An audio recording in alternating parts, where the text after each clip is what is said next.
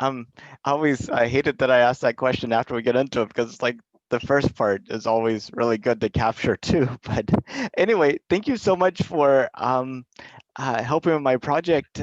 Could we start off by having you introduce yourself and talk a little bit about yourself? Yes, okay. My name is Diya and I'm a homemaker. We are currently based in India, and I've got two kids, basically three kids. One is overgrown one. So yeah, and well, yes, we all are at the moment just enjoying the lockdown and the Corona scene in India over here. But yeah, looking forward to a lovely start of 2021 and. Yeah, I was working in HR 6, 7 years back. So just took a sabbatical, but now it's no more a sabbatical. I don't know what's in future for me, but yeah, I have a background in HR. I was a compensation and benefits manager for a pharmaceutical company. Love numbers, meeting people, talking to them about what are their interests and everything. And that's why I was more keen on this interview because that's what I love doing as well, talking to people, knowing their thoughts about particular thing. And so yeah, this topic that we're going to discuss is something that I look forward to. It's quite an interesting one. I did read about it just to prepare myself and not be lost. So yeah, we're looking forward to this discussion. So yeah, that's about me. That's a lot more preparation than the intended people I had planned to interview. I had planned to go to coffee shops and just go up to random people and talk to them. Okay. Wow, actually that's I would say that's quite nowadays people don't accept talking to strangers and everything, but you still made it a point that going to them. I mean, you're quite passionate about it, and just to I, make it a point to meet people and talk about this topic. Really, hats off. and it's not been such a good idea since March, and going up to random people, insane. True, I know. But you had said you wanted your son to participate. I know he's not feeling well today, Yeah, but uh, so he has an interest in space. yes. And like, how did he get interested in it? Well, he is actually, since this lockdown, he's been quite interested in watching YouTube videos on, the Mars mission and, about the space, universe, and whatever happens in the universe. So he keeps looking at those videos, and, then he keeps spreading the knowledge at home. He's educating me and my husband about it, that, what happens in the universe. So when I told him about this topic, so he was like, yeah, I know about it. And I was like, what do you know about it? So he's like, it's called Artemis, Mama. It's Artemis. It's mission Artemis. It's in 2024. It's Artemis 3. Like, okay, I think so. I need to get some knowledge about it as well because he, being a 9-year-old kid, he was quite interested in it and he knew about it already. So that's what I just thought that the whole point of the project is that this project is basically for the next generation. So I guess that you hit the target over here. The next generation is already aware about it. They are interested to read about it. They want to be a part of the discussion. So I was very much interested in this topic as well, and he is actually interested in this. So yeah, so that's what he educated me a bit about it. I was watching Amitabh Bachchan's game show. You know, it's like the Indian equivalent of Who Wants to Be a Millionaire. And KBC con oh, what is it? it's called Kaun Banega Crorepati, also known as KBC. Okay, KBC. Is that? Yes. Uh, Um, actually, this was the winning question about a month ago. What is the name Oh, of NASA's plans to land people on the moon again? And okay. I, So he could have won 1 million. yes, yes. Unfortunately, I didn't get to talk to her before the show, so it didn't work out so well. But anyway, Okay. I, but um, so like the Corona lockdown, I I mean. do they still have school that they go to, or does your son go to school, or is he at home doing classes online, or how does it work? Online. Yeah, it's online classes. So yeah, they have online classes for 3 to 4 hours, and apart from that, they've got their assignments, and then every 2 months they have the exams. His exams just got over on in 19th of December. So then now the winter breaks have started. So yeah, we're looking forward to the marks and the parents teacher meeting. Again, that would be online. So yeah, that's how it is going on right now. The schools here moved online last March, April as well. Yes. But Yes. one thing it really uncovered was there's lots of people that didn't have internet access at home and who didn't have Mm. computers. I was wondering if that's been a problem in India as well. Well, in India, the problem was not only from the student side, but it was also from the teacher's side. Most of the teachers didn't have access to net, to laptops. They didn't have proper training on, how to deal with the technology. So it is, I guess, the problem was from both the ends. So the schools were really working hard on imparting the proper training to the teachers, as well as, the parents. Were quite inquisitive to know that how are teachers going to manage this online learning. Well, the point is that when the parents sit along with the kids and the teacher has to look not only at 35 to 40 kids but also at the parents, and then parents complain that teachers are not confident enough, because it was all in the early stages, so there are teething problems everywhere. So parents need to be patient, and I guess now more or less things have settled down a bit. Online classes are now going smoothly, so it's much better than what it was a few months ago. It took 2 3 months, but now yeah, it's all under control. Do you think this has made a fundamental change to the way education might be done in the future, like online either being an alternative or maybe um, of always being like a part of the educational experience? Um, well, I feel that yes, it is something that many people will now look forward to. But I don't know how much will respective countries approve this, because if you talk about Middle East, now it's and these countries are expats. They have many expats over there. So over there, education, schooling is quite commercialized, and if you go to see their school fees and everything, it's I guess amongst the top 10 countries in the world where education is quite expensive. Now if we talk about online learning, that would mean that schools will get a big hit on the school fees, and the reduction in the fees, infrastructure, and the school transport fees that they charge heavily on the parents. So these countries may not encourage it. Why I'm talking from Gulf countries perspective is because that's where we were 1.5 year back, and we might be looking forward to move there. So in those countries, yes, it may be a big question mark. Apart from this, online learning has not only helped the schools but also private tutors.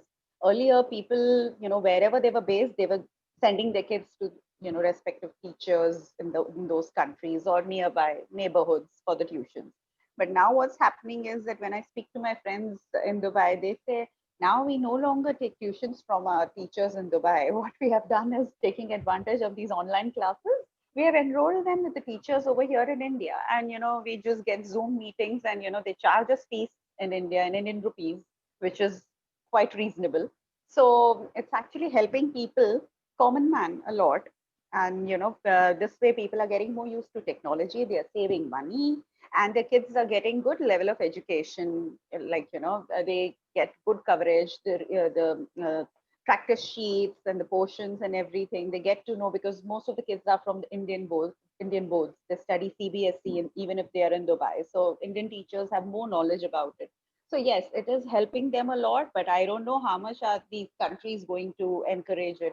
Even in India, the schools are not very happy, and they're not ready to reduce any fees or anything. So I don't know how schools are going to take it, but parents are actually quite happy with it. But happy or not happy? I would say no, not happy, because kids should be going to school full day. They are at home. That's not helping us. So it's yes and a no. It's 50-50. That's what I would say. Um, along the internet access, there's a lot of countries that don't have high-speed internet access. And have you heard of this project Yeah. called Starlink? Um, No. it's it's a project that SpaceX is doing to put several thousand satellites in low Earth orbit that will actually Oh, provide high-speed internet access every place on the globe. So they've wow. already started launching these satellites, and they're providing, a beta program in the northern United States, and they're testing it out. But I think in the next year, it will be rolled out to many countries. So pretty Okay. much regardless of where you live, you get this dish put on top of your house and have high speed, low latency internet access. That and a solar Oh, panel, and you'll be good to go. yeah, that's quite good. Interesting. Yeah, but it really kind of leveled the playing field to some extent across the world. Now, Yeah. people in any country, Panama, Jamaica, Nigeria, whatever, can access educational resources in India, Yes. Europe, America, Canada, Japan. Yeah, So actually, yeah, that's quite good because yeah, people can have access through their mobiles also. I mean, those are quite affordable in all the countries now. So I'm sure that internet was only a point that was stopping them from accessing this information. But yeah, I guess this initiative is helping them. I know mobiles have become almost as ubiquitous as shoes have been. Even I, I'm just waiting to run across like a beggar that accepts PayPal. You know, Yeah, will be happening soon, I very know soon. that or Bitcoin or something. Um, so when did you find out that we were planning to send people back to the moon in 2024? I found about this, I guess, around 1.5 or 2 months back. So yeah, and then I started digging up some information, and then my son's name is Sohan, so he used to come to me and keep saying, "Mama, Artemis." I said, "No, I don't know. Educate me." And then how that's how it all started. So then he told me about it that no, this is not the first mission. I would say basically there was one more mission which was in 1972. It was called the Apollo Lunar mission, and it failed. I said, okay, why did it fail? He's like, let me research on that topic and I'll get back to you. Well, that never happened. So I said, okay, let's, stick on to Artemis at the moment. So yeah, so he spoke about Artemis and he said, Mama, it'll have the first woman landing on the moon and the next man. And you know where they're going to land? They'll be landing on the lunar south pole. Like, okay, fine. So that's the information I got about it. And then I did my own research, when, I heard that you're conducting interviews and everything.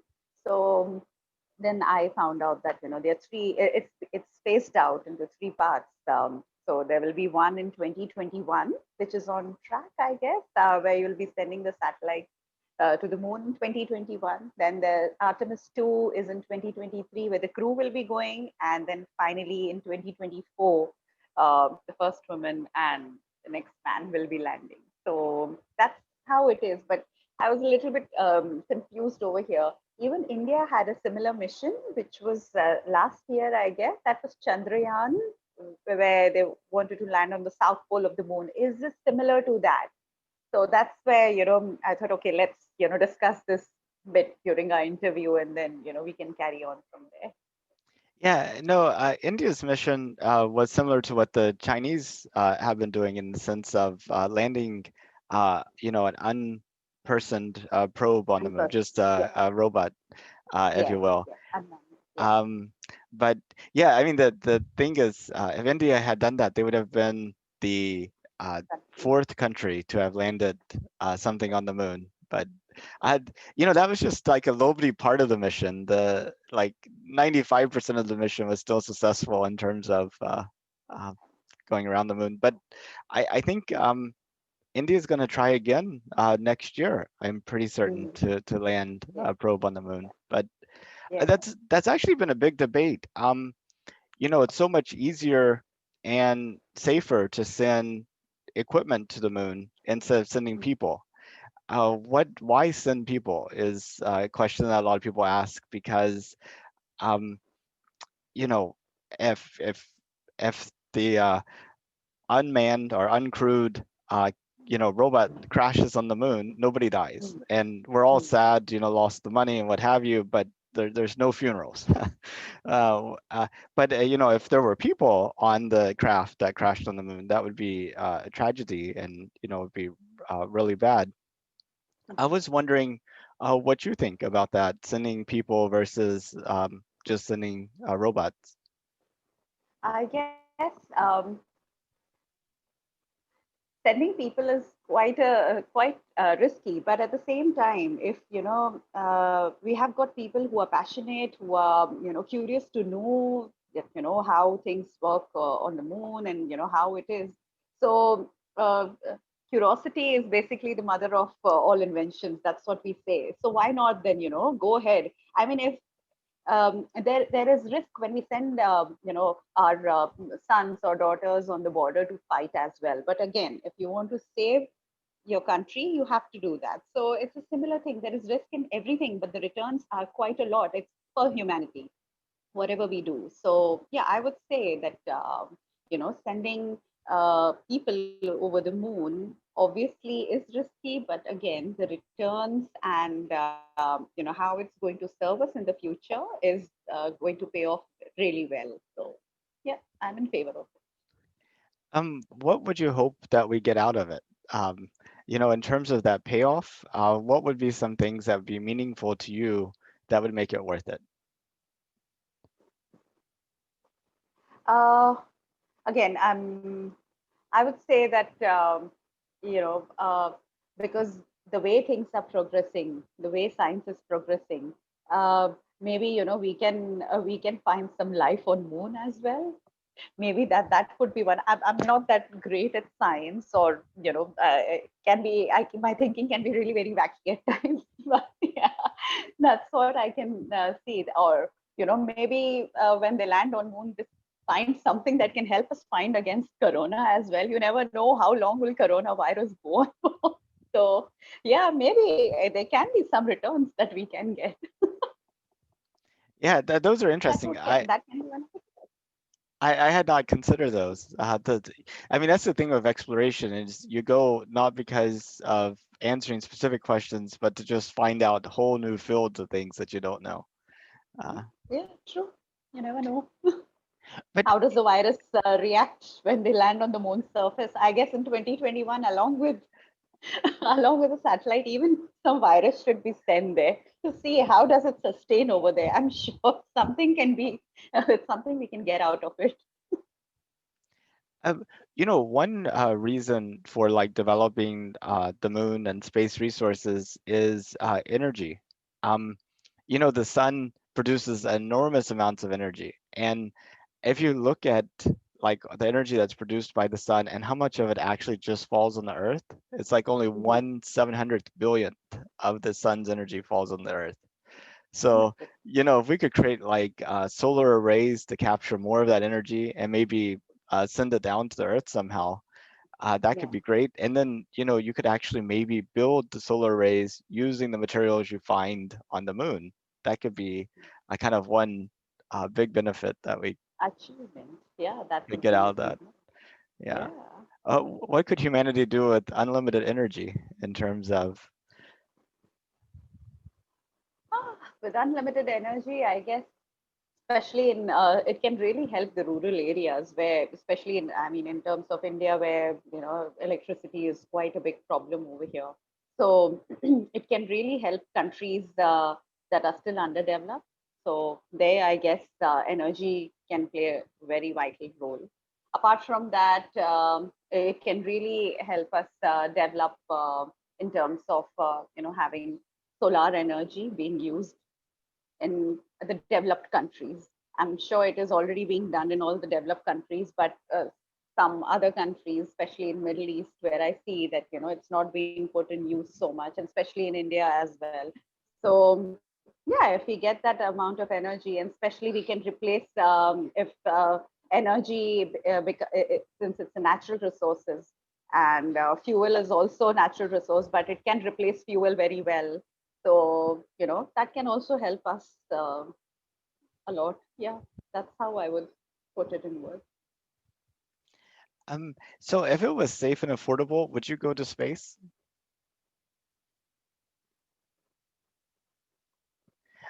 If it was safe and affordable, would you go to space? Yes, why not? Would you just go to Once in like a lifetime, yeah, why not? would you just go to like orbit for a week, and see the Earth from being in orbit, going around it every 90 minutes? Or would you go to like the moon for a couple of weeks? Or would you consider taking a multi-year trip to Mars and back? I would love going to the moon. And just look watching the earth from there. I mean, yeah, it would be once in a lifetime opportunity to do that, and I can then share stories with my kids and with the people around me. I mean, it's something I would love to do. Um, what do you think about uh, the problems we have on the Earth versus going and exploring space? Some people are say, why are we spending all this money to send like astronauts to the moon when we have like poverty and global climate change and people don't have clean drinking water and people don't have internet access? I mean, how do you create that balance between doing these things and also addressing these other problems? I guess problems that are here on Earth, pollution and poverty and everything, these are all man-made problems. So we are the ones who have got solution to them. It's nothing else. So again, uh, exploring other planets and trying to look for life on those planets and everything. Yes, I would say the same thing, that why look for life there when we are going to do the same thing on that other planet as well. Pollution, development, and for the sake of development we'll end up doing god knows what all things, and then again poverty, corruption, and everything that would happen. So, yeah, I would be of the same opinion that, first let us make this planet a proper place to live, make all the necessary corrections which are required. I guess Corona helped us doing that a lot. It helped us in reducing pollution, all kinds of pollution a lot. And, being with the family, it educated us in loads of things as well. So I would say that, yeah, rather than exploring these places, these can be explored just to know about few things or some kind of resources which we can get from there. Like, say for example, if energy or fuel, if that's available, or any kind of natural resources available in those on those planets, yeah, we can use them in favor of Earth. But again, looking for life on those planets, I mean, the end result would be the same thing that we are doing here on Earth. So Um, well, how do I would we I how would do we again fix say, that? yeah, that shouldn't be done. Exploring it for resources, purpose of resources, for the benefit of Earth is good. How do we fix those other problems? The pollution and the corruption and the Fix things here on Earth, yeah, the issues here. yeah. How do we fix those things? Yeah, well, I guess those problems, yeah, those problems can be fixed by removing our corrupt politicians, getting things in place. I mean, people need to take initiative, but here people are like, okay, it's not affecting us directly. It's affecting the people who are under the poverty line, and okay, we are still getting food, we have shelter and everything. Our basic necessities are met. This is what the people think. This is where it all starts, as far as it's not affecting them directly. So when people stop thinking only about themselves, and they think about society from a country's perspective, that's where the individuals can make a big difference to the country. uh, and then their responsibility is not only in getting things done in the right way, but also our voting rights and everything, and educating people about how unhygienic conditions can affect them. Say for example, now when we had corona, so how we were educating people to maintain hygiene, to wash their hands and everything. So when corona comes, that's where people start educating I guess that's what I'm saying. Corona has helped us a lot in raising hygiene level and reducing the pollution. So I guess having Corona for quite some time will really help things to change. But yeah, when it comes to poverty, when it comes to corruption, that's where the government and we people can make a big difference, because that's where corruption comes into force. So we need to select good politicians. We need to use our voting rights uh, intelligently. That's how it can reduce a little bit. I don't know if it can stop completely or no. Would you ever consider running for office? Yes. Well, that's great. See, there's our solution. Yeah, I will. Why not? That's awesome. I come. Yeah. I'd love to come campaign for you. I'm not sure you'd see that as a help though. Well, if you ask Nikki, he will be like, you don't need to say that to her. She keeps running. She can't walk. She only runs. She doesn't know how to walk. Because I walk, it's like brisk walk is not there for me. It's only running. So for me, running or walking is one and the same thing. So That rather is, you'll stop. You'll be like, please go ahead. I can't be with you anymore. uh, but that's awesome. I don't think most of the people that complain about politicians would actually be willing to run. That's really good. I think most people, uh, you know, uh, who complain about the quality of politicians, wouldn't actually consider even running. That's always been a kind of a mystery to me. It's like, like where do good politicians come from? They come from good people willing to run. So, Yes. so well, thank you so much for your time. I'd love to talk to your son, your daughter, Nikki, everybody. Hi. Uh, Here she is. that's awesome. But So, well, is there anything you wanted to talk about that we didn't get to? your voice is breaking, Nathan. Oh, is Is there there anything? anything? I Is didn't there get the anything rest that of you that. wanted to talk about that we didn't get to? Are there other things you'd like to talk about? No, I guess we had quite a good discussion. So nothing else. But yeah, if you would like to ask anything, you can. I well, no, that's pretty much my basic questions. But I really appreciate your time, and I hope your son feels better soon. And I'd love to talk to him also. Sure, sure. I'll convey your message to him, and yeah, we'll try to schedule one with him soon. Sounds good. Well, you have a good rest of your day. Thank you so much. You too. Enjoy your Christmas. Convey our regards to everybody back home. Thanks. I'll do that. Okay. Bye bye. Take care. Bye.